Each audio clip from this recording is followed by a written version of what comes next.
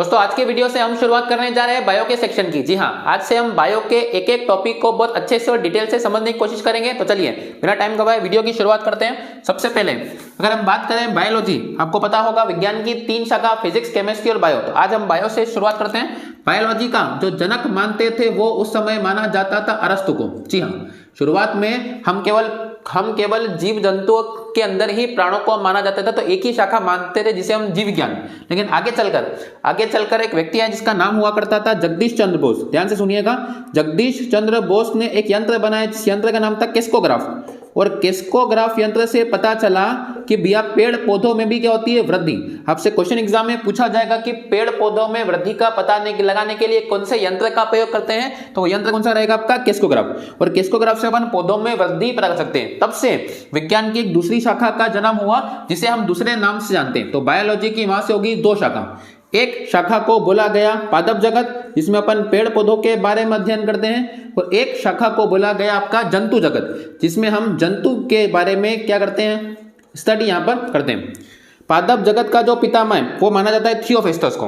पादप जगत के पितामह यहाँ पर थियोफेस्टस को माना जाता है। ध्यान से सुनिएगा, तो ये क्वेश्चन इंपॉर्टेंट है। थियोफेस्टस जो है वो पादप जगत के पितामह। और वहीं अगर हम जंतु जगत की बात करें तो जंतु जगत का पितामह अरस्तु के नाम को ही यहाँ पर माना जाता है। तो अब बायोलॉजी का जनक कौन कहलाएगा, अरस्तु। पादप जगत का पितामह थियोफेस्टस। इस पादप जगत के अंदर हम स्टडी करते हैं किसके बारे में, पेड़ पौधों के बारे में। पेड़ पौधे जो अचलित होते हैं, जो अपने भोजन का निर्माण स्वयं करते हैं। ध्यान रखिएगा, जंतु अपने भोजन का निर्माण नहीं करते, हम भोजन को पकाते हैं, लेकिन पेड़ पौधे प्रकाश संश्लेषण के तहत अपने भोजन का निर्माण स्वयं करते हैं। अब बात करते हैं जंतु जगत के बारे में। तो जंतु जगत के अंदर सारे, ध्यान दीजिएगा, जो मनुष्य है, जो इंसान है, वो भी किस में आते हैं आपका, जानवर। लेकिन हम सबसे बुद्धिमान जानवर की कैटेगरी में आते हैं, तो हम भी किस कैटेगरी के अंदर आएंगे, आपका जंतु जगत की कैटेगरी के अंदर ही आते हैं। इसके अगर हम बात करें तो पादप जगत को हम बॉटनी के नाम से जानते हैं, वही जंतु जगत को हम जूलॉजी के नाम से यहां पर जानते हैं। इस चीज को एक बार फिर रिवाइज करते हैं। बायोलॉजी का जनक किसे कहा गया, अरस्तु को। बायोलॉजी के बाद में पता चला कि कितनी शाखा होती है, 2। किसने पता किया, तो जगदीश चंद्र बोस ने यंत्र बनाया जिस यंत्र का नाम था केस्कोग्राफ, जिससे हम पौधों में होने वाली वृद्धि का पता लगा सकते हैं। उसके बाद 2 शाखा में से एक शाखा कौन सी होगी, पादप जगत, जिसमें अपन पेड़ पौधों के बारे में अध्ययन करते हैं। शाखा को बॉटनी के नाम से अपन जाना जाता है, थियोफेसिस के जनक है। वहीं जंतु जगत की अगर आप बात करेंगे तो जंतु जगत के पितामह किसे माना जाएगा, अरस्तु को ही माना जाएगा, जिसे हम जूलॉजी के नाम से जानते हैं। और इसी के अंदर हम जंतु या इंसान के बारे में पूरे तरीके से क्या करते हैं, अध्ययन। जंतु यानी कि जो चल सकता है, जो सोच सकता है, उसे हम जंतु के नाम जानते हैं। ध्यान दीजिएगा, मनुष्य भी कौन सी कैटेगरी में आएगा, आपका जंतु जगत की कैटेगरी में ही आएगा। चलिए अब हम स्टार्टिंग करेंगे जूलॉजी से। जूलॉजी पूरा पढ़ने के बाद हम बाद में पढ़ना शुरू करेंगे बॉटनी को भी। बहुत सारी जगह बॉटनी को अच्छे से डिटेल में नहीं पढ़ा था, लेकिन हम बॉटनी को अच्छे से और एक डिटेल से कवर करने की यहां पर कोशिश करेंगे। चलिए अब आगे बढ़ते हैं।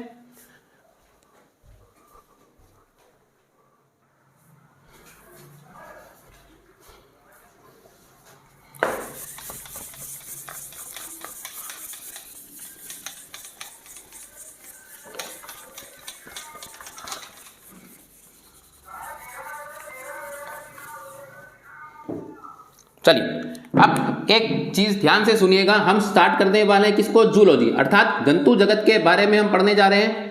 जंतु जगत के अंदर जो सबसे छोटी हम यूनिट की अगर बात करते हैं तो वो मानते हैं कोशिका को। जी हाँ, एक ध्यान दीजिएगा, अगर हम कंपेयर करें तो ध्यान दीजिए, सबसे छोटी मकान में या घर में रखने वाली जो इकाई होती है उसे ईंट कहा जाता है। अगर हम ऐसी बहुत सारी ईंटों को जोड़ दें, बहुत सारी ईंटों को जोड़ दिया जाए तो ये रूप लेती है दीवार का। अगर हम ऐसी बहुत सारी दीवारों को जोड़ दें तो ये जो रूप लेगी वो रूप लेगी कमरे का। और अगर हम बहुत सारे कमरों को जोड़ दें तो वो निर्माण करेगा एक घर का। तो क्या हम ये बोल सकते हैं कि घर की सबसे छोटी इकाई क्या कहलाएगी, ईंट। वैसे ही बहुत सारी ईंटों को मिलाओगे तो दीवार बनेगी, बहुत सारी दीवारों को मिलाओगे तो कमरे बनेंगे, और बहुत सारी कमरों को मिला दिया जाए तो क्या बन जाए, घर। सेम टू सेम हमारे शरीर में भी ये चीजें काम करती हैं। जैसे अगर अपन मनुष्य की बात करें तो हमारे शरीर की सबसे छोटी इकाई जिसे हम जानते हैं किसके नाम से, कोशिका के नाम से। बहुत सारी कोशिका मिलाएंगे तो ये रूप लेगी किसका, ऊतक का। बहुत सारे ऊतक मिलाएंगे तो ये रूप लेंगे शरीर के अंगों का, और बहुत सारे अंग मिलाएंगे तो ये रूप लेंगे किसका, शरीर का। इसका मतलब ये हुआ कि मानव शरीर की जो सबसे छोटी इकाई है वो किसे कहा जाता है? कोशिका को। ध्यान देना, कोशिका एक अंग नहीं है, कोशिका सबसे छोटी इकाई को यहाँ पर कहा जाता है। तो जिस प्रकार घर के लिए ईंट सबसे छोटी इकाई होती है, वैसे ही शरीर के लिए सबसे छोटी इकाई किसे कहा जाता है? हम कोशिका को यहाँ पर जानते हैं। तो आज टॉपिक से हम शुरुआत करने वाले किसके बारे में? कोशिका के बारे में। सारी डिटेल अच्छे से पढ़ेंगे तो सारी चीजों का ध्यान से देखिएगा। चलिए शुरुआत करते हैं कोशिका। अगर हम कोशिका के साइंटिफिक यानी कि मेडिकल भाषा में नाम की बात करते हैं, इसे साइटो के नाम से जानते हैं। ध्यान दीजिएगा, तो कोशिका का जो वैज्ञानिक नाम है वो कहलाता है साइटो। अब कोशिका के अध्ययन की अगर बात करेंगे तो कोशिका के अध्ययन को साइटोलॉजी के नाम से भी यहां पर जानते हैं। ये एमपी पुलिस, तो जो लास्ट ईयर पेपर हुआ था एमपी पुलिस का, उसमें एग्जैक्टली क्वेश्चन ये था, 8 जनवरी के दिन पेपर था एग्जाम का। तो साइटोलॉजी एग्जैक्टली क्वेश्चन था कि कोशिका का अध्ययन कहलाता है, क्या कहलाता है? साइटोलॉजी यहां पर कहलाता है। तो हमने 2 क्वेश्चन पढ़े यहाँ पे। कोशिका को वैज्ञानिक रूप में किस नाम से जानते हैं? तो हम जानते हैं कोशिका को साइटो, और जो कोशिका का अध्ययन है वो हम जानते हैं साइटोलॉजी के नाम से। चलिए अब बात करते हैं कि कोशिका का कोई ना कोई पहली बार ऐसा व्यक्ति होगा जिसने पहली बार कोशिका की खोज करी होगी। तो शुरुआत करते हैं कोशिका के खोजकर्ता की। ध्यान दीजिएगा, पहली बार जो कोशिका किसी व्यक्ति ने अगर खोजी थी तो उस व्यक्ति का नाम है रॉबर्ट हुक। जी हाँ, रॉबर्ट हुक वो बंदा है जिसने पहली बार, रॉबर्ट हुक वो बंदा जिसने पहली बार कोशिका की क्या करी थी? खोज। लेकिन ये जो कोशिका रॉबर्ट हुक ने खोजी थी वो कौन सी कोशिका थी? मरी हुई, यानी कि डेड सेल। अगर आपसे क्वेश्चन पूछते हैं कि पहली कोशिका कौन खोजा था, आंसर आपका हमेशा क्या रहेगा? रॉबर्ट हुक ही रहेगा। रॉबर्ट हुक ने दुनिया में पहली बार कई खोज करी? कोशिका की। लेकिन वो कौन सी कोशिका थी?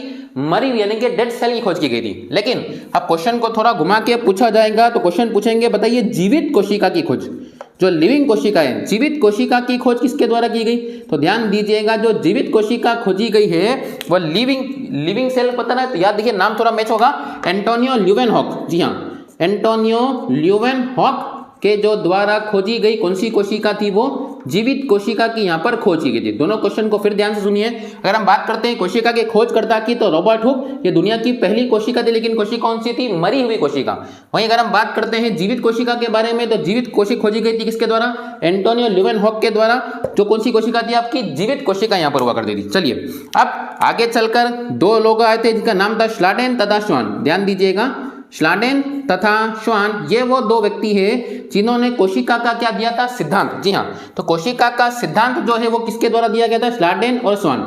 इस सिद्धांत में उन्होंने ये बताया, कोशिका का क्या दिया गया? सिद्धांत। इस सिद्धांत में इन दोनों ने यह बताया कि भैया जो कोशिका है वो एक कोशिका नहीं है, हमारा पूरा शरीर किससे मिलकर बना है? कोशिका से मिलकर बना है। और अगर एक कोशिका डेड हो जाती है तो उसका जगह लेने के लिए पड़ोस की कोशिकाएं क्या करती है? विभाजन।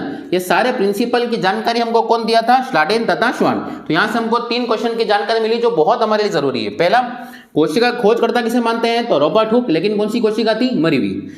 जीवित कोशिका कौन खोजा था? तो एंटोनियो ल्यूवेनहॉक के द्वारा जीवित कोशिका खोजी गई। आपका कोशिका का सिद्धांत कौन दिया? ध्यान दीजिएगा, श्लाडेन तथा श्वान वो व्यक्ति है जिसने कोशिका का सिद्धांत दिया, जिन्होंने हमको जानकारी दी कि भैया हमारा पूरा शरीर किससे मिलकर बना है?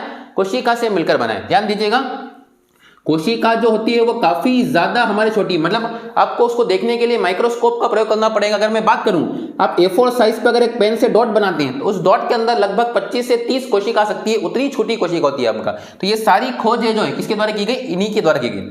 अब थोड़ा क्वेश्चन को आगे बढ़ाते हैं, ध्यान से सुनिएगा। अब बात करते हैं दुनिया में सबसे छोटी कोशिका। दुनिया में सबसे छोटी कोशिका किसे कहा जाता है? तो दुनिया की सबसे छोटी कोशिका कहा जाता है माइटोप्लाज्मा को। ध्यान दीजिए, माइटोप्लाज्मा दुनिया की सबसे छोटी कोशिका, माइटोप्लाज्मा ये दुनिया की सबसे छोटी कोशिका बोलते हैं। सिंपल क्वेश्चन बहुत बार एग्जाम में आया है आपका, ये सबसे छोटी कोशिका हो गई। सेकंड क्वेश्चन से आपसे पूछेंगे अगर सबसे छोटी है तो सबसे बड़ी भी होगी, तो सबसे बड़ी कोशिका का नाम बताइए। तो अगेन जो सबसे बड़ी कोशिका हो जाएगी वो कहलाएगी आपका शुतुरमुर्ग का अंडा। जी हाँ, ऑस्टिच जिसे कहा जाता है। तो शुतुरमुर्ग का जो अंडा है वो हमारे दुनिया में सबसे बड़ी कोशिका मानी जाती है। अब आगे बात करते हैं दुनिया की सबसे लंबी कोशिका के बारे में। जी हाँ, दुनिया की सबसे लंबी कोशिका तो वो पाई जाती है इंसान के अंदर, जिसका नाम है तंत्रिका कोशिका, न्यूरॉन सेल के नाम जानती है। और ये तंत्रिका कोशिका हमारे मस्तिष्क में पाई जाती है। तो यहाँ से 3 क्वेश्चन फिर से कनेक्ट करें, बहुत इंपॉर्टेंट है हमारे लिए। पहला, छोटी कोशिका किसे बोलते हैं? तो माइटोप्लाज्मा कहा जाता है। माइटोप्लाज्मा गैलीसप्टी का पूरा नाम हो जाता है। दूसरा, सबसे बड़ी कोशिका की बात करेंगे शुतुरमुर्ग का अंडा हो जाएगा। सबसे लंबी कोशिका की बात करेंगे तो किसे कहा जाएगा? तंत्रिका कोशिका को कहा जाता है। लेकिन ये तो हुई बात करी दुनिया में, अब हम बात करते हैं मानव की।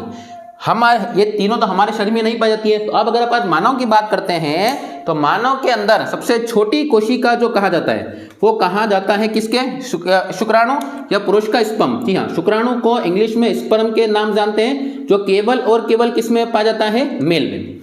वहीं अगर हम सबसे बड़ी कोशिका की बात करें तो ये सबसे बड़ी कोशिका पाई जाती है अंडाणु। जी हाँ, मानव शरीर में स्पेशली ध्यान दीजिएगा, मानव में मेल और फीमेल दोनों आ जाएंगे। तो मानव शरीर में सबसे बड़ी कोशिका अंडाणु, जो कि इकाई में पाया जाता है आपका फीमेल में पाया जाता है, जिसे ओबम के नाम से भी जानते हैं। और सबसे लंबी, मैंने बताया आपको सबसे लंबी कोशिका कौन सी होती है, आपका तंत्रिका कोशिका के नाम से जानते हैं। इन 6 क्वेश्चन को फिर से रिवाइज करते हैं। जंतु जगत पढ़ रहे अपन। जंतु जगत की सबसे छोटी इकाई कहा जाता है कोशिका को। कोशिका जो है वो साइटो के नाम से जानी जाती है। कोशिका का अध्ययन साइटोलॉजी यहाँ पर कहलाएगा। कोशिका का खोजकर्ता कहलाएगा रॉबर्ट हुक, जो पहली कोशिका, लेकिन कौन सी कोशिका थी, मरी हुई। जीवित कोशिका की खोज किसके द्वारा की गई, एंटोनियो ल्यूवेनहॉक के द्वारा की गई। स्लाडेन तथा श्वान ने कोशिका क्या दिया था, सिद्धांत दिया था। सबसे छोटी कोशिका माइटोप्लाज्मा, सबसे बड़ी कोशिका शुतुरमुर्ग का अंडा, सबसे लंबी कोशिका तंत्रिका कोशिका, जिसे न्यूरॉन सेल के नाम से भी जानते हैं। मानव शरीर की अगर बात करेंगे तो मानव शरीर की सबसे छोटी कोशिका बोलते हैं शुक्राणु को, जो कि मेल में पाया जाता है। और सबसे बड़ी कोशिका की बात करें तो महिलाओं में पाया जाता है, जिसे अंडाणु के नाम से भी हम यहाँ पर जानते हैं। आई होप आपको सारे पॉइंट अच्छे समझ में आए होंगे। चलिए अब थोड़ा से इस सेक्शन को आगे बढ़ाते हैं और चीजें समझने की कोशिश करते हैं। आई होप आपको ये चीजें समझ में आई होगी। आप चाहे तो इसका स्क्रीनशॉट ले सकते हैं ताकि आप चीजें अच्छे से याद कर सकें। चलिए आगे बढ़ते हैं। आपको चीज समझ नहीं आई तो थोड़ा सा वीडियो को रिवाइंड करके आप फिर से देख सकते हैं। आपको चीजें मैंने 2-3 बार रिवाइज कही है, आपको चीजें आसानी से याद होगी। चलिए अब कोशिका के अंगों के हम बात करना शुरू करते हैं धीरे धीरे। कोशिका के अंदर कौन कौन से जो अंग है वो क्यों क्यों हमारे इंपॉर्टेंट है, ध्यान दीजिएगा। एक वीडियो में हम कोशिका कवर नहीं कर पाएंगे, इसलिए छोटे छोटे वीडियो में हम इसको कवर करने की कोशिश करेंगे। तो 2 से 3 वीडियो लगेंगे जिसमें अपन पूरी कोशिका अच्छे से कवर करेंगे। एक वीडियो की लेंथ काफी ज्यादा बड़ी हो जाएगी, फिर आप उसको देखोगे नहीं। इसे अच्छा है हम छोटी छोटी वीडियो में इसको कवर करने की कोशिश करेंगे। चलिए अब ध्यान दीजिए, जो कोशिका है वो 2 प्रकार की होती है। ध्यान दीजिएगा, कोशिका कितने प्रकार की, 2। अभी हमने बताया कि दुनिया में 2, एक तो पाए जाते हैं जंतु, एक पाए जाते हैं पेड़ पौधे यानी कि पादप। तो कोशिका भी कितनी होगी, 2। जो पेड़ पौधों में होती है उसे पादप कोशिका के नाम से जानते हैं, इसे इंग्लिश में प्लांट सेल कहते हैं। वहीं अगर जो हम में बात करें जंतुओं में, तो हम में पाई जाती है जंतु कोशिका, जिसे हम एनिमल सेल के नाम से यहाँ पर जानते हैं। दोनों में कुछ डिफरेंस है, जैसे हम आगे बढ़ेंगे आपको चीज समझ में आएगी। फिलहाल अपन अगर आकार की बात करें तो ध्यान दीजिए, जंतु कोशिका का आकार क्या होता है, गोल। वहीं अगर हम पादप कोशिका की बात करते हैं तो पादप कोशिका का आकार लगभग क्या होता है, आपका रेक्टेंगल। ये सबसे बेसिक डिफरेंस होता है जंतु कोशिका और पादप कोशिका के अंदर। ध्यान दीजिए, जंतु कोशिका जो किसके अंदर, जानवरों के अंदर पाई जाती है। और मैंने अभी बताया कि बायो के अकॉर्डिंग इंसान भी सबसे समझदार जानवर है। दूसरा, पादप जगत यानी कि जितने भी पेड़ पौधे होते हैं उनमें कौन सी कोशिका पाई जाएगी, आपका पादप कोशिका यहाँ पर पाई जाएगी। चलिए शुरुआत करते हैं। हमको पढ़ना है कौन सी कोशिका, जंतु, लेकिन कुछ कुछ चीजें अपन को पादप कोशिका की पढ़नी होती है। अब बनाते हैं कौन सी कोशिका, जंतु कोशिका। ये हमारी बन गई कौन सी कोशिका, जंतु। मैंने अभी बताया जंतु कोशिका का आकार क्या होता है, आपका गोल। अब ध्यान दीजिए कि जंतु कोशिका के जो बाहर ये झिल्ली पाई जाती है, इसे एक नाम से जाना जाता है, जिसे हम सेल मेम्ब्रेन या कोशिका झिल्ली के नाम से भी जानते हैं। कोशिका जो झिल्ली है वो इसके बाहर की सबसे भारी परत, जो कि बहुत पतली सी परत होती है। ध्यान दीजिए, कोशिका जो झिल्ली होती है वो बनी होती है काइटिन की। जी हाँ, कोशिका झिल्ली बनी होती है काइटिन की, और ये दोनों अर्थात जंतु तथा पादप दोनों कोशिका में पाई जाती है। तो आपसे क्वेश्चन पूछेंगे, कोशिका झिल्ली पाई जाती है किस किस में, तो जंतु कोशिका में भी पाई जाएगी और पादप कोशिका में भी यहाँ पर पाई जाएगी। किस चीज की बनी होती है, तो ये बनी होती है काइटिन की। जो कौन से अंग कोशिका के अंदर जाएंगे उस चीज का डिसाइडेशन करती है। तो ये एक अर्धपारगम्य झिल्ली के नाम से जानते हैं, जिसे हम काइटिन की बनी, अब काइटिन या प्रोटीन की यहाँ पर बनी होती है। चलिए अब एक बात थोड़ी सी ध्यान से सुनिएगा, इसके बाहर, कोशिका झिल्ली के बाहर एक प्रकार की परत पाई जाती है। कोशिका झिल्ली के बाहर एक प्रकार की परत और पाई जाती है, जिसे हम कोशिका भित्ति यानी कि सेल वॉल के नाम से जानते हैं। कोशिका झिल्ली के बाहर एक परत पाई जाती है, जिसे हम कोशिका भित्ति यानी कि सेल वॉल के नाम से भी जानते हैं। लेकिन ध्यान दीजिएगा, ये जो कोशिका भित्ति है, ये जो है वो केवल और केवल पादप कोशिका में पाई जाती है, जंतु कोशिका में नहीं पाई जाती। तो दोनों के बीच में दूसरा डिफरेंस ये हुआ। जंतु और पादप कोशिका में पहला डिफरेंस तो मैंने अभी बताया आपको, आकार का होता है, जिसके अंदर आकार जंतु का गोल होता है, पादप का क्या होता है, आपका रेक्टेंगल होता है। दूसरा अंतर जो होता है वो पादप कोशिका में क्या पाई जाती है, कोशिका झिल्ली सॉरी कोशिका भित्ति पाई जाती है, जो कि इकाई में नहीं पाई जाती, जंतु कोशिका में नहीं पाई जाती यहाँ पर। तो ये केवल किस में मिलेगी आपको, पादप कोशिका में देखने को मिलेगी। और ये जिस चीज से बनी होती है उस चीज को हम कहते हैं सेल्यूलोज। जी हाँ, तो ये बनी होती है सेल्यूलोज से, ध्यान दीजिएगा। और इसी सेल्यूलोज से कागज और कपड़े का भी निर्माण यहाँ पर होता है। इसका मतलब जो झिल्ली पादप को मिली हुई थी उसका उपयोग करके हमने हमारे कपड़े बना लिए, तो वो कहलाती है आपका सेल्यूलोज। तो ये अंदर की जो झिल्ली है उसे नाम दिया कोशिका झिल्ली, और जो बाहर की है उसे नाम दिया गया कोशिका भित्ति। ये बनी होती है सेल्यूलोज की, ये बनी होती है काइटिन की। ये केवल पादप कोशिका में पाई जाएगी, ये जंतु तथा पादप दोनों प्रकार की कोशिका में यहाँ पर पाई जाएगी। चलिए अब आगे बढ़ते हैं। कोशिका के अंदर जो सबसे पहला अंग पाया जाता है उससे नाम दिया जाता है माइटोकॉन्ड्रिया। ध्यान दीजिएगा, बहुत इंपॉर्टेंट अंग है माइटोकॉन्ड्रिया, जो है वो बहुत इंपॉर्टेंट अंग है माइटोकॉन्ड्रिया। सबसे पहले इसकी डेफिनेशन की अगर हम बात करते हैं तो माइटोकॉन्ड्रिया का जो खोज करता है वो माना जाता है अल्टमैन को। अल्टमैन माइटोकॉन्ड्रिया का खोज करता है। और अल्टमैन माइटोकॉन्ड्रिया नाम आपको बहुत अजीब लगता होगा, माइटोकॉन्ड्रिया बहुत एंडा बेंडा नाम है, इसीलिए ये नाम भी बेंडे के द्वारा ही दिया गया है। तो ध्यान दीजिएगा, बेंडा ये केवल आपके समझने के लिए, हम किसी के भी नाम का यहाँ पर गलत उपयोग नहीं करें। बेंडा जो है उसके नाम का प्रतिपादन किया था। तो दो क्वेश्चन बनते हैं, माइटोकॉन्ड्रिया का खोज करता कौन है, तो अल्टमैन। माइटोकॉन्ड्रिया का नाम किसने दिया है, तो वो बेंडा व्यक्ति, जिसके द्वारा क्या दिया गया नाम, बेंडा व्यक्ति का नाम है। फिर ध्यान दीजिएगा, हम केवल समझने के लिए इससे पढ़ रहे हैं। चलिए, अब माइटोकॉन्ड्रिया जो है वो कुछ काम करता है। सबसे पहले हम समझते हैं माइटोकॉन्ड्रिया की जो आंतरिक दीवार है, ध्यान दीजिएगा, माइटोकॉन्ड्रिया की जो आंतरिक दीवार है इसे हम क्रिस्टी के नाम से भी जानते हैं। माइटोकॉन्ड्रिया की आंतरिक दीवारों को हम क्रिस्टी के नाम से यहां पर जानते हैं। अगेन माइटोकॉन्ड्रिया जो है वो एक प्रकार की साइकिल चलाता है जिसे हम क्रेब्स साइकिल या क्रेब्स चक्र के नाम से जानते हैं। माइटोकॉन्ड्रिया के अंदर एक प्रकार की साइकिल या क्रेब्स चक्र चलता है जिससे हमारे शरीर में ऊर्जा का निर्माण होता है। अब क्रेब्स साइकिल क्या होती है वो हम अच्छे से पढ़ेंगे जब हम बात करेंगे श्वसन तंत्र के बारे में, इसलिए ध्यान दीजिए। अब जो भी ऑक्सीजन आप कंज्यूम करते हैं फेफड़ों के द्वारा वो जाती है लंग्स में, और लंग्स के अंदर जो ब्लड होता है वो ब्लड उसको लेकर जाता है कहां पर, माइटोकॉन्ड्रिया में। तो माइटोकॉन्ड्रिया तक क्या पहुंचती है, ऑक्सीजन पहुंचती है, और इसी ऑक्सीजन का उपयोग करके जो माइटोकॉन्ड्रिया होता है वो करता है कौन सा शोषण, ऑक्सीशोषण। तो आपसे पूछेंगे ऑक्सीशोषण संभव होता है किसके द्वारा, तो ऑक्सीशोषण संभव होता है माइटोकॉन्ड्रिया के द्वारा। हम इसको अच्छे डिटेल से पढ़ेंगे जब हम शोषण रेस्पिरेटरी सिस्टम पढ़ेंगे, वहां और अच्छे से आपको एक्सप्लेन करूंगा। अभी आप केवल हल्का फुल्का और भी यहां पर देख सकते हैं। तो अंदर की दीवार को हमने नाम दिया क्रिस्टी, और जो साइकिल चलती है उसे हमने क्या नाम दिया, क्रेब्स साइकिल। क्रेब्स साइकिल से कौन सा होता है, ऑक्सीशोषण, और जो पचा भोजन है ऑक्सीजन और पचा हुआ भोजन दोनों मिलकर क्रेब्स साइकिल चलाते हैं। और क्रेब्स साइकिल से निर्माण होता है हमारे शरीर में 38 एटीपी का। जी हाँ, एड्रीनोसिन ट्राइफॉस्फेट एटीपी का फुल फॉर्म, एड्रीनोसिन ट्राइफॉस्फेट एटीपी का फुल फॉर्म है। तो जब एक क्रेब्स साइकिल चलती है तो कितनी एटीपी बनती है, 38 एटीपी।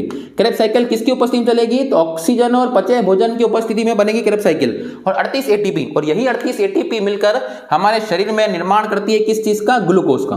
तो ग्लूकोज का निर्माण किया जाता है किसके द्वारा, एटीपी। कितनी एटीपी, 38। कौन सा साइकिल, क्रेब्स साइकिल। कौन चला रहा है, माइटोकॉन्ड्रिया। खोजा कौन, अल्टमैन। नाम किसने दिया, बेंडा के द्वारा यहां पर नाम दिया गया। सारी बातें आपके लिए इंपॉर्टेंट है। अब ये ग्लूकोज से ही हमको क्या मिलती है, ऊर्जा मिलती है।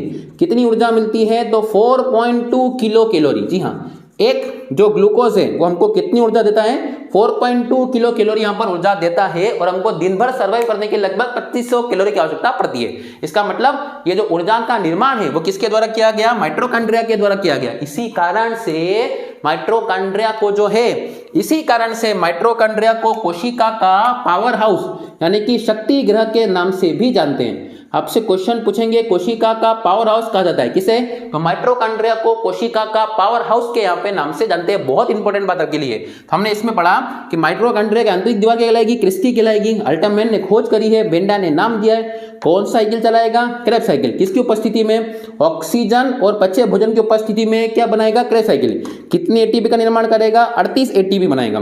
कितना ग्लूकोज, एक ग्लूकोज। कितनी ऊर्जा, 4.2 किलो कैलोरी यहाँ पर बनती है, और वो हमको कितनी ऊर्जा देती है, 4.2 कैलोरी।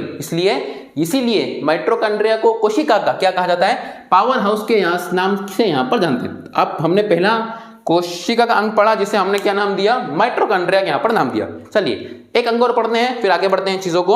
अगर वीडियो बड़ा होगा तो फिर इसको नेक्स्ट वीडियो में चर्चा करेंगे। आई होप आपको ये सारी चीज समझ में होगी। चलिए इसी को रहने देते हैं, थोड़ा सा आगे बात करते हैं। माइटोकॉन्ड्रिया के बाद कोशिका के अंदर दूसरा पाया जाने वाला अंग जिसका नाम होता है आपका गाल्जी काय। ध्यान से सुनिएगा, गाल्जी काय, इंग्लिश में से गाल्जी बॉडी के नाम से जानते हैं। माइटोकॉन्ड्रिया के बाद दूसरा जो अंग है उसे हम गाल्जी काय के नाम से जानते हैं, खोज करता गाल्जी बॉडी है। क्या काम होता है गाल्जी काय का, तो ध्यान दीजिए। माइटोकॉन्ड्रिया ने जो ऊर्जा बनाई है वो हमारे शरीर की हर कोशिका बनी है, लेकिन हमारे शरीर के कुछ ऐसे अंग होते हैं जिनको ऊर्जा की आवश्यकता ज्यादा होती है। जैसे कि अगर हम मजदूर की बात करें तो मजदूर को अपने हाथों में ज्यादा एनर्जी चाहिए। हम शिक्षक की बात करें तो शिक्षक को बोलने के लिए इसका मतलब जीवन में ज्यादा ऊर्जा की आवश्यकता होती है। कोई अगर एथलीट्स है तो उसको अपने पैरों में ऊर्जा की ज्यादा आवश्यकता होती है, लेकिन जो ऊर्जा है वो तो हमारे शरीर की हर कोशिका में बनी हुई है, कहीं उसकी आवश्यकता नहीं है। तो अब जो गाल्जी काय होता है, जो गाल्जी काय है ये कोशिका में ऊर्जा का स्थानांतरण करता है। जी हाँ, कोशिका टू कोशिका जो ऊर्जा का स्थानांतरण है, एक कोशिका से दूसरी कोशिका में जो ऊर्जा भेजने का काम किया जाता है वो कौन करता है, आपका गाल्जी काय। जैसे कि अगर मैं बात करूं तो अगर मैं अपनी बात करूं तो मुझे सबसे ज्यादा ऊर्जा की आवश्यकता होती है जब मैं अपनी वीडियो बनाता हूं या फिर मैं ऑफलाइन क्लास लेता हूं, तब मुझे 4 से 5 क्लास लगातार लेनी होती है। तो वहां पर मुझे ऊर्जा की आवश्यकता पड़ेगी, वहां पर मेरी जीवन में, लेकिन मेरे पैरों में ऊर्जा की आवश्यकता नहीं है। तो अब जो पैरों के अंदर कोशिका के गाल्जी काय उपस्थित है वो